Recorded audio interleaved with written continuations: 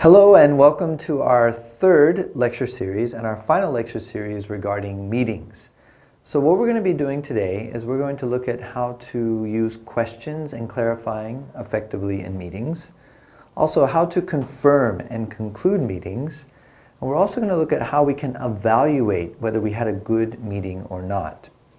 So let's look at the first thing we're going to do, which is how to question and clarify effectively during a meeting. Now we all know there are certain words that we can use for questioning, and the popular questioning words are these: what, who, when, where, why, and how. So these are common questions you would expect to hear in a meeting, or questions using these words would often be asked. So let's look at some examples using these words in questions that we might hear in a meeting. So let's imagine that we're having a meeting about preparing some kind of an event. And so as we're having the meeting, we're asking questions regarding this particular event. Perhaps we don't have any details and nothing has been decided yet. So when we ask those questions, one of our questions might be, what do we need to prepare for that day?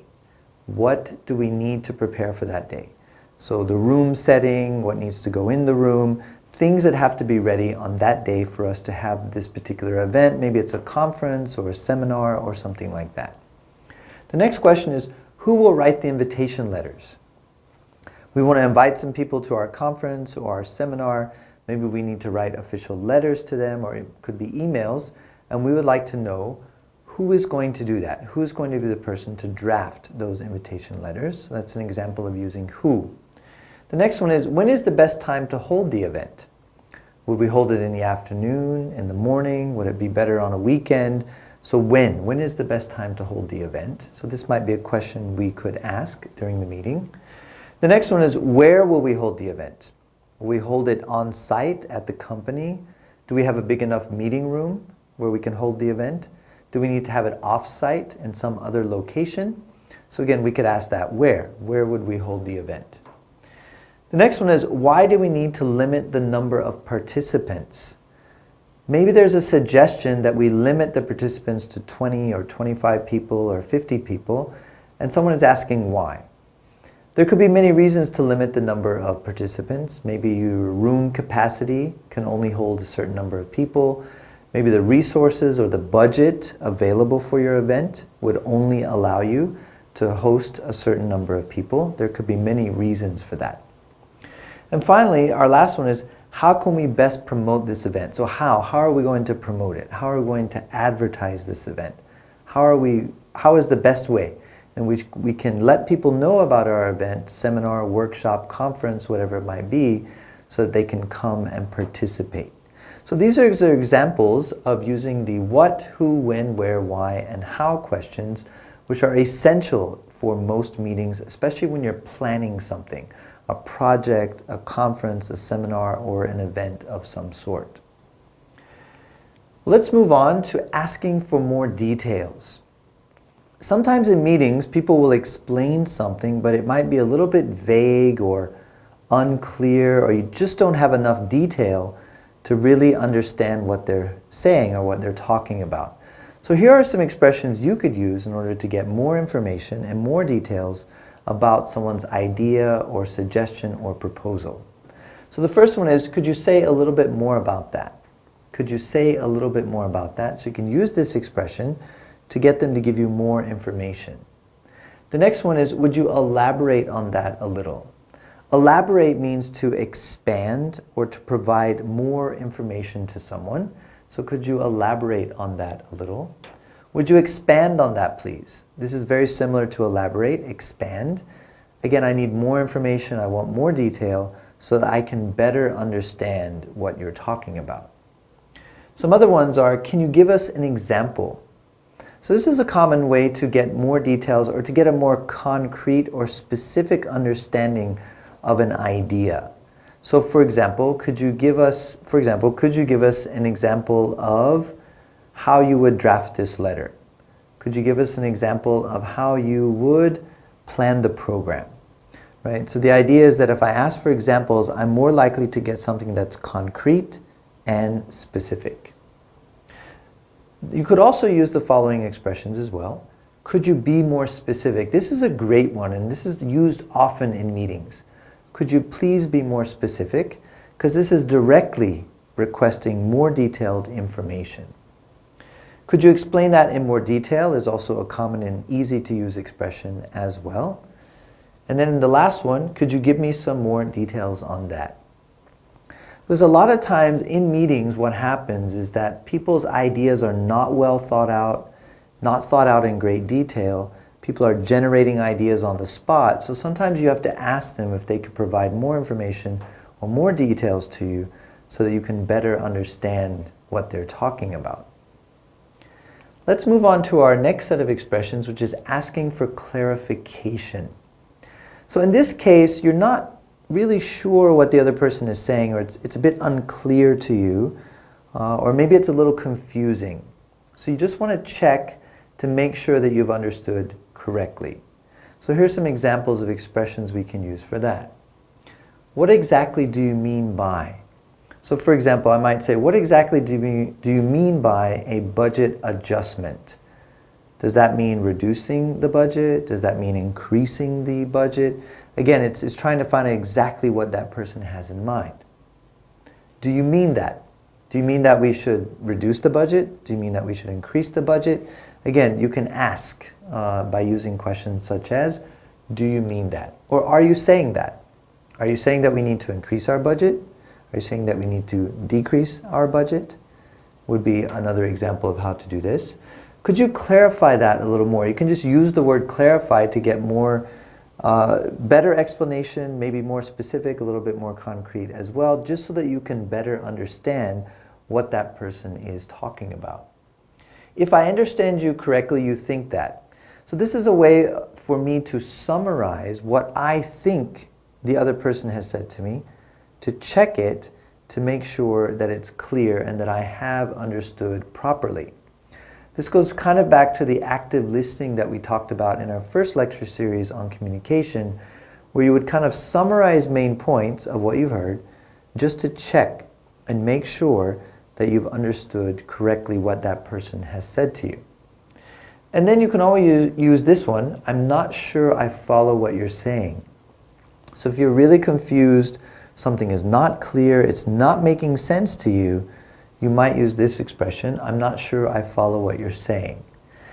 But be careful to not say, for example, you're not making any sense. Rather than putting it on the other person, just talk about yourself. I'm not sure I understand. I'm not sure I can follow what you're saying would be the best way to handle a situation where things were a little unclear or confusing to you.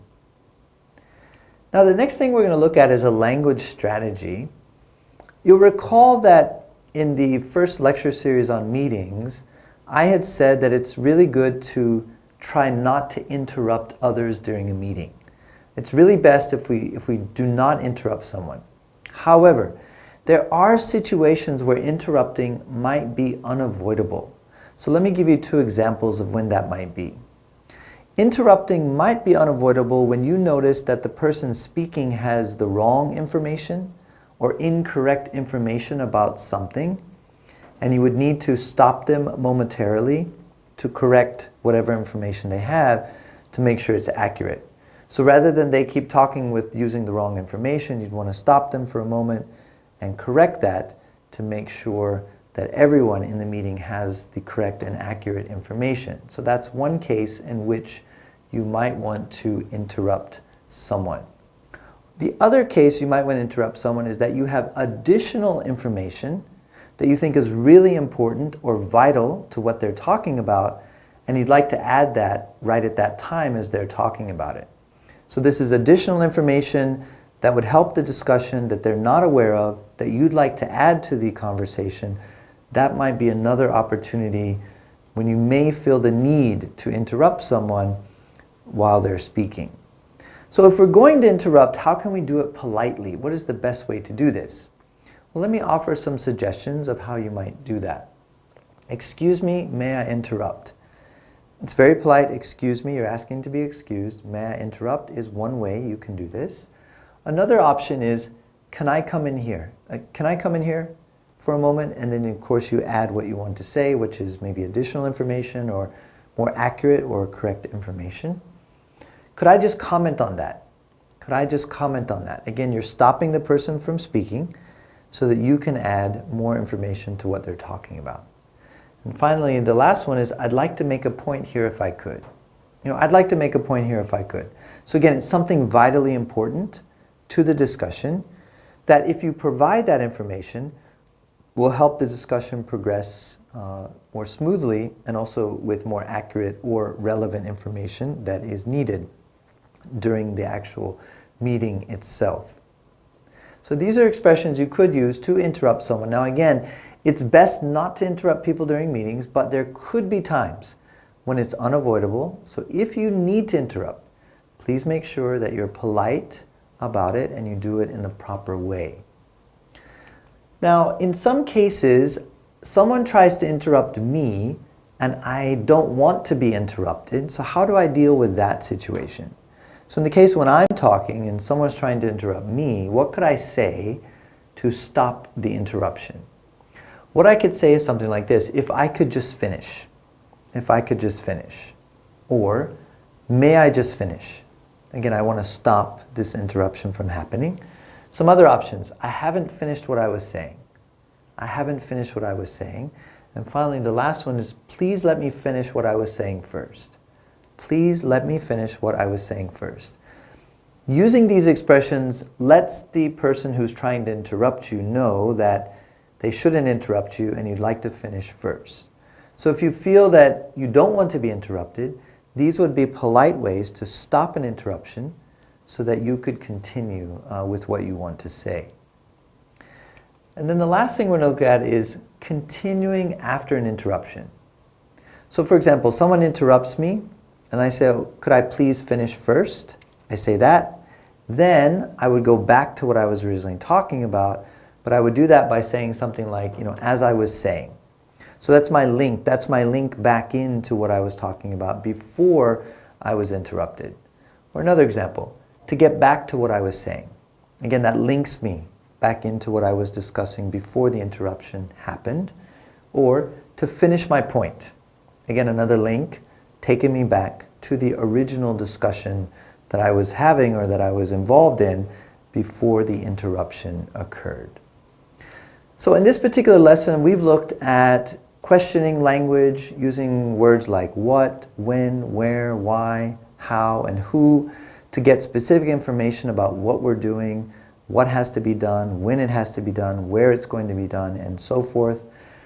We also looked at situations where we would like more details about a situation because we just don't have enough concrete information to really understand what someone has said. We might ask if they could expand on it, if they could elaborate more, if they could provide more details, if they could provide an example which would help us better understand their idea. We also looked at the situation where something is really not clear to us and we want more clarification and we're not really sure we've understood. Maybe it's a little bit confusing or it's a little ambiguous to us. So we might use expressions such as, do you mean, or what you're saying is, or if I understand you correctly, you mean, or what you're saying is. So it's a way of trying to verify what this person is actually talking about, and these are expressions I can use to try to confirm what they actually mean and what they're actually saying.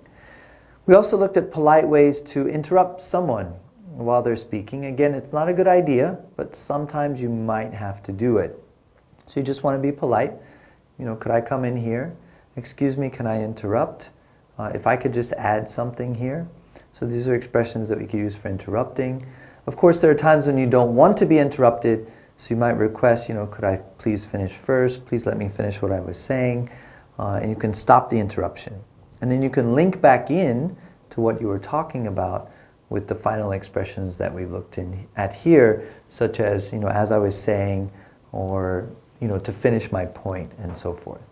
So this concludes our first lesson on this particular final lecture series on meetings. Thank you, and I'll see you for the second one.